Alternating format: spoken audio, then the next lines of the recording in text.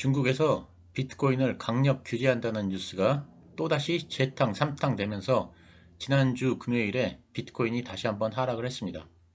그 후 중국의 비트코인 보유자들이 비트코인을 모두 처분해 나섰다고 하면서 암호화폐가 더 떨어질 것이라는 신문 기사가 나왔습니다. 중국에서 암호화폐 규제를 강화하자 비트코인을 보유하고 있는 중국인들이 대거 처분에 나서고 있다는 것이 기사의 내용입니다. 중국인민은행은 24일 암호화폐는 화폐로서 시장에 유통돼서는 안 된다.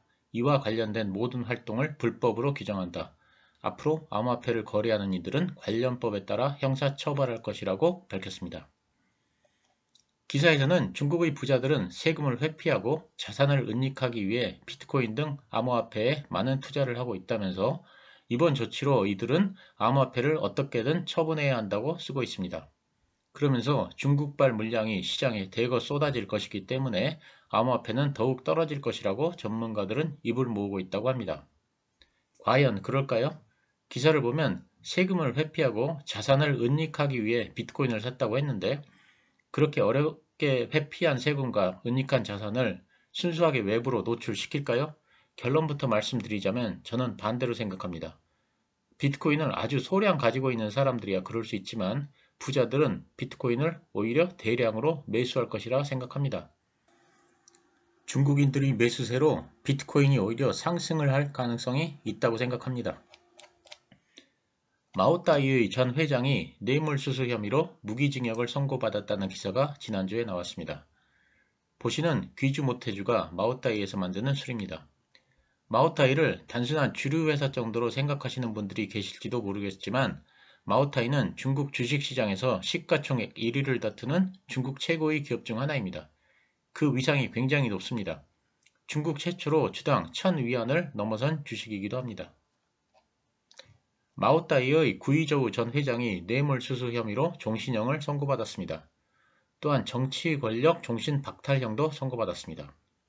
9월 초에는 시진핑의 공동 부유 압박에 알리바바가 18조 원, 텐센트가 9조 원을 국가에 내놨습니다. 공동 부유란 부의 분배를 강조하는 중국의 최근 국정 기조입니다. 중국 당국은 공동 부유를 앞세우며 빅테크 기업에 대한 반독점 규제를 강화하고 있습니다. 공동 부유란 부자들의 입장에서 보면 자신의 부를 못 사는 사람들에게 나눠줘서 같이 잘 살자는 의미이므로 부자들에게는 굉장히 위협적인 말입니다. 언론에서는 공동 부유를 시진핑 주석이 장기 집권하기 위한 정치적 포석으로 간주하고 있습니다. 왜냐하면 장기 집권을 위해서는 일반 국민들의 지지를 받아야 하기 때문에 잘 사는 사람의 재산을 못 사는 사람과 나누는 정책을 펴는 것이기 때문입니다. 중국의 사교육 금지도 같은 맥락에서 봐야 합니다. 중국에서는 한 자녀 가정이 많습니다. 그래서 돈이 많은 가정에서는 자녀 교육을 최고로 시킵니다.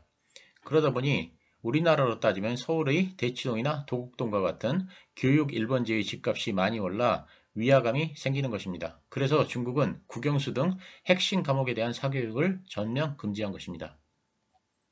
26일 중앙일보에서는 중국에서의 암호화폐 모든 거래 형사처벌 코인 엑소더스 시작됐다는 기사를 냈습니다. 이 기사에서 암호화폐를 대대적으로 단속하는 이유는 내년 2월 베이징 동계올림픽에서 선보일 공식 디지털 위안화의 안착을 위한 사전 정지 작업이라고 했습니다. 그러면서 중국 정부는 디지털 위안화의 모든 잠재적 경쟁자를 제거하려 한다면서 이번 규제로 암호화폐 자산을 동결을 한 뒤 나중에 이를 디지털 위안으로 바꾸도록 유도할 것이라고 했습니다. 하지만 몰래 은닉한 비트코인을 디지털 위안으로 바꾸는 바보는 아무도 없을 것입니다. 그리고 디지털 위안화의 성공을 위해 비트코인을 대대적으로 단속한다는 것은 논리에 무리가 있습니다. 디지털 위안화와 비트코인은 서로 상관관계가 크지 않기 때문입니다. 즉 비트코인을 쓴다고 디지털 위안화를 안 쓰고 디지털 위안화를 쓴다고 비트코인을 안 쓰고 하는 것이 아닙니다.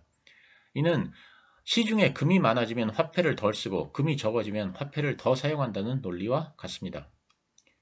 제가 보기에 비트코인을 단속하는 이유는 외화 반출을 막는다는 취지입니다. 비트코인을 단속하지 않은 상태에서 공동 부유론을 내세워서 부자들을 압박할 경우 부자들이 자산을 모두 암호화폐로 바꿔 은닉해버릴 것이기 때문에 공동 부유론에 앞서 사전정지 작업 차원으로 5월부터 우선 비트코인을 핍박한 것입니다. 어쨌든 일련의 조치들이 중국의 부자들을 아주 불안하게 만들고 있습니다. 그러면 부자들은 그들의 속성상 어떻게 하겠습니까? 있는 자산을 그대로 노출시킨 상태로 놔두겠습니까? 아니면 어떻게든 감춰서 해외에 보관하겠습니까? 결론은 아주 명백합니다. 중국의 부자들은 어떻게 하든 자산을 감추려고 할 것이고 감춘 자산을 해외에 보관하려고 할 것입니다. 저도 제가 한참 사업을 열심히 할 때 중국의 돈 많은 부자들을 몇몇 알고 있었는데 그들이 가장 큰 관심사는 돈을 해외로 내보내는 것이었습니다. 열이면 열 모두 그랬습니다. 그런데 자산을 해외로 도피시키고 은닉하기에 암호화폐만큼 좋은 것이 없습니다. 언론에서는 중국의 규제 때문에 중국의 비트코인 보유자들이 시장에 대거 내답할 것이라고 하지만 저는 거꾸로 중국의 부자들이 대거 비트코인을 사들일 것이라고 예상합니다. 중국의 부자들이 구매를 하는 것이 오히려 비트코인의 상승장을 가져올 수도 있다고 생각합니다. 중국 정부에서 규제를 하기 때문에 부자들이 비트코인을 판다고 만약 정말로 기자가 그렇게 생각하고서 기사를 썼다면 중국의 부자들에 대한 이해가 너무 없는 거 아닌가 하는 생각이 들어서 간단한 영상을 만들어 봤습니다. 물론 제 생각이니 참조하시기 바랍니다. 감사합니다.